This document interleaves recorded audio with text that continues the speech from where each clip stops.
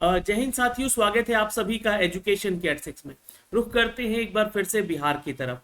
दोस्तों, आपसे एक सवाल जरूर पूछूंगा इस वीडियो के माध्यम से कि आपको उसका जवाब भी कमेंट सेक्शन में देना होगा कि क्या ये जो फैसला आया है पटना हाईकोर्ट का, ये सही है या गलत है। क्योंकि देखिए, हाईकोर्ट के फैसले के ऊपर तो कोई सवाल नहीं उठा सकता है, लेकिन आप लोग भी अपनी राय जरूर दीजिएगा। क्योंकि कुछ बहाली की प्रक्रियाओं में ऐसा जो है पटना हाईकोर्ट ने ही आदेश नहीं दिया, कुछ भी बहुत सारी याचिका वहां पे दायर की गई, लेकिन इस बहाली की प्रक्रिया में ये फैसले उसी नियम के आधार पर दिए गए। नियम क्या है कि अगर कोई नोटिफिकेशन जारी होता है, उस बहाली की प्रक्रिया में छात्र पार्टिसिपेट करते हैं, तो बीच में नियम नहीं बदले जा सकते हैं। ठीक है, तो ये बहाली की प्रक्रिया है दोस्तों बिहार स्वास्थ्य विभाग की तरफ से 10,709 पदों की एएनएम की वैकेंसी। एएनएम यानी कि क्या? एएनएम यानी कि जो है आपकी बहाली की प्रक्रिया है एक्सुलरी नर्स मिडवाइफरी का। ये जो है सिर्फ महिला छात्र ही इसको आवेदन कर सकती हैं, और इसमें जो आपका रिक्रूटमेंट का प्रोसेस यानी कि चयन का प्रक्रिया है, इसमें क्या था कि 2018 की नियमावली के तहत ही आपका चयन होगा। अब 2018 का नियमावली क्या कहता है? 2018 का नियमावली ये कहता है कि आपको इसमें कोई प्रतियोगिता परीक्षा देकर, एग्जाम देकर नहीं जाना है।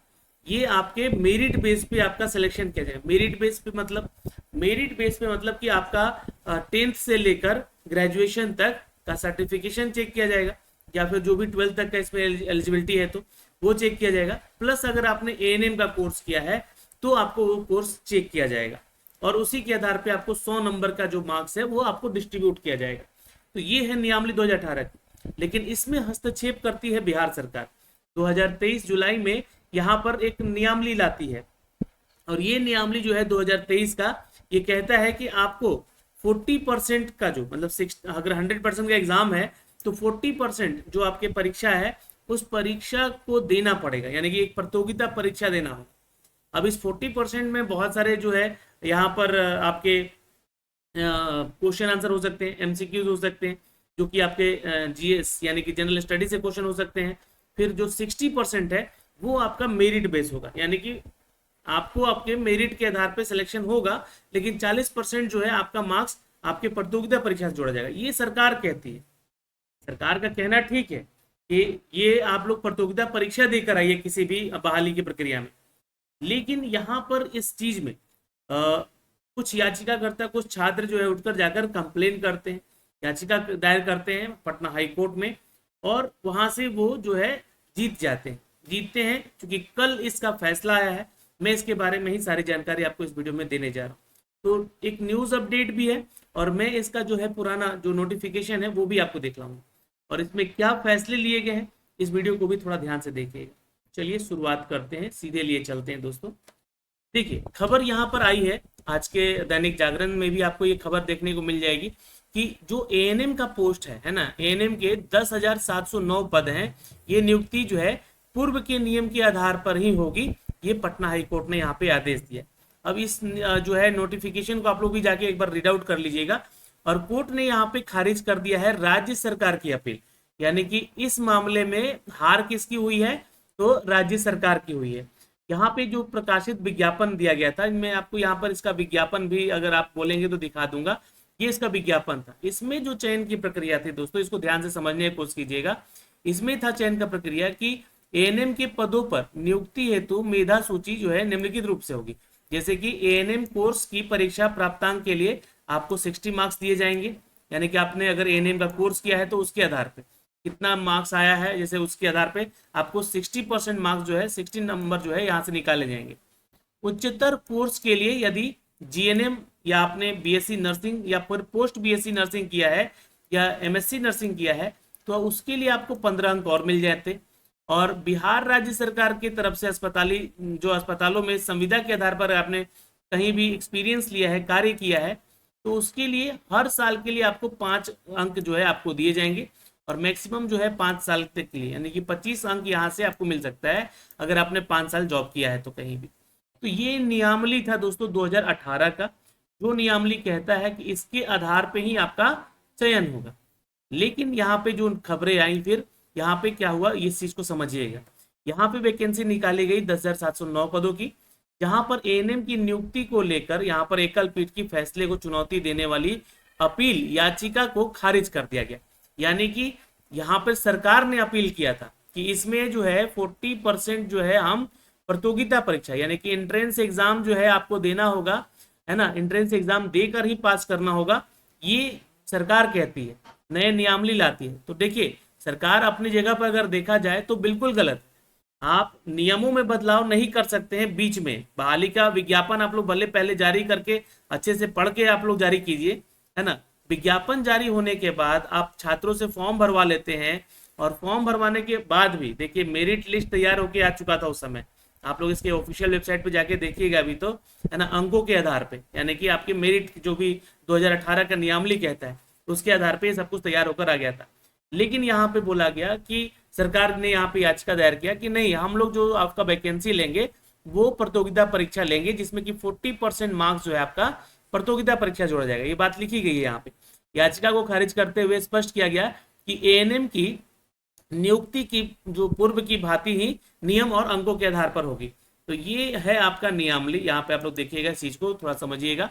और मुख्य न्यायाधीश जो है विनोद चंद्रन और न्यायाधीश हैं हरीश कुमार, जो कि यहाँ पर खंडपीठ राज्य सरकार की अपील याचिका पर सुनवाई करते हुए 18 अप्रैल 2024 को, है ना, आदेश दिए हैं। क्या आदेश दिए हैं कि जिसे सोमवार को सुनाया गया, अभी हाल ही में जो आपको कल एक अपडेट आया है इसका, क्योंकि मैं आपको ये बता रहा हूँ। और यहाँ पर जो है कि प्रकाशित विज्ञापन के आधार पर ही होगा, यानी कि जो नोटिफिकेशन आपका ये जारी किया गया है दोस्तों, इसी के आधार पे जो है आपका चयन होगा, ठीक है, यानी कि आपका अब मेरिट बने। तो ये ध्यान रखिएगा यहाँ पे। और ये जो है याचिकाकर्ता की तरफ से अधिवक्ता अभिनव श्रीवास्तव और रोशन ने दलील दी थी कि उक्त रिक्तियां विज्ञापन 28 जुलाई 2022 को प्रकाशित किया गया था, जिसमें कि स्पष्ट किया गया कि चयन हेतु बिहार महिला स्वास्थ्य कार्यकर्ता यानी कि एएनएम का जो नियमावली 2018 के शर्तें होंगी, इस नियमावली के तहत 100 अंकों की प्रतियोगिता में 60% अंक जो है अधिभारित अंक एएनएम से जोड़ा जाएगा, यानी कि एएनएम की पढ़ाई से, और बाकी जो है 40% जो है आपका एक्सपीरियंस पे होगा, आपका जो है मार्क्स जो यहाँ पे दिया गया है आप लोग चेक कीजिएगा। तो ये जो है आपका उच्चतर कोर्स के आधार पे होगा, 15 अंक यहाँ पे, 25 अंक आपका एक्सपीरियंस पे, तो ये 40% जो है आपका अंक मिलेगा इसके आधार। इन्होंने जो याचिका करता थे, इन्होंने ये बातें रखी इस चीज को। शेष जो अंक आपको मिलेगा वो प्रैक्टिकल और उच्च शिक्षा के आधार पर मिलेगा, यानी कि 40% की ही बात की गई। तो याचिकाकर्ताओं ने चयन की प्रक्रिया में भाग लिया और 60% अंकों के आधार पर, है ना, मेरिट लिस्ट भी आयोग ने वेबसाइट पे जारी कर दिया था। अब देखिए यहाँ पे रिजल्ट जारी हो रहा है, तब आप सरकार जो है उठते हैं और ये नियमावली को बदलाव करते हैं, है ना। ये काम आप पहले ही कर देते कि हम एग्जाम लेंगे, एग्जाम लेने के बाद जो है यहाँ पे जो है सिलेक्शन हम लोग को दिया जाए, ये बात आप पहले लिख देते। तो आप 29 सितंबर 2023 को नई सेवा नियमावली लेकर आते हैं, और ये नई सेवा जो नियमावली है एएनएम की चयन की प्रक्रिया जो है इसके प्रावधानों में लागू किया जाता है। तो नई सेवा नियमावली के तहत जो स्वास्थ्य विभाग को के द्वारा एक चिट्ठी जारी किया जाता है, ऐसा भी नहीं कि नई नियमावली आ गया और तुरंत उसको लागू कर दिया गया, नहीं, इसको एक चिट्ठी दिया गया, उसी के आधार पर याचिकाकर्ता जो है गए, कोर्ट गए और यहाँ पे उनकी जीत हुई। तो 60% अंकों को प्रतियोगिता परीक्षा देकर पास करना होगा, ये चिट्ठी में लिखा गया था। इसके लिए आपको प्रतियोगिता परीक्षा ली जाएगी, ये भी लिखा गया था।